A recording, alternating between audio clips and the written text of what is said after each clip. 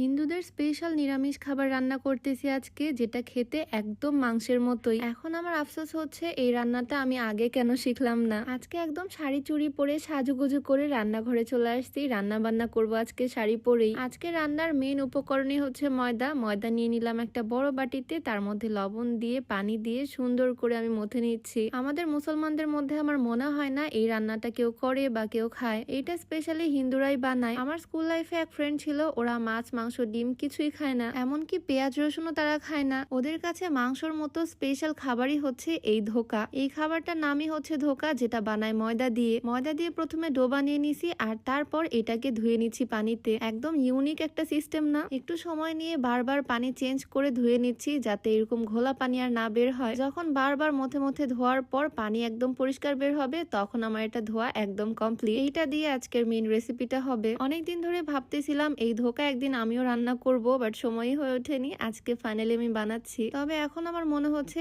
এইটা আমার আরো আগেই বানানো উচিত ছিল। এই ময়দার ডোটা বারবার ধোয়ার পরে যে সফট ময়দাটুকু হয়েছে, সেটা আমি অল্প অল্প করে ছিঁড়ে ছিঁড়ে বড়ার মতো করে ভেজে নিচ্ছি। আমার বাসার সবাই তো বলতেছিল আজকে আমি কি রান্না করতেছি, এরকম রান্না তো তারা বাপ জন্মেও দেখেনি। আর আমার শাশুড়ি আম্মু তো এটা দেখে পুরাই অবাক, ভাবছে ভিতরে হয়তো চিকেন আছে, আমি কোনো পাকোড়া ভাজতেছি। এগুলো যখন ফুলে উঠলো কি যে সুন্দর লাগতেছে দেখতে। এত সুন্দর ফোলা ফোলা হয়েছে জিনিসগুলো, দেখে তো মনে হচ্ছে আমি এখনই খেয়ে ফেলি। এভাবেও তো খাওয়াই যাবে, যেহেতু লবণও অ্যাড করা আছে। এখন শুধু এগুলোকে রান্না করে নেওয়ার পালা। পেঁয়াজ কুচি করে নিলাম, আলু কেটে নিলাম, কাটা আলুগুলোকেও আমি সুন্দর করে ভেজে নিচ্ছি। রান্নার জন্য যা মশলাপাতি লাগে সবকিছু আমি জোগাড় করে নিলাম। এইবার শুধু রান্নাটা করে ফেলার পালা।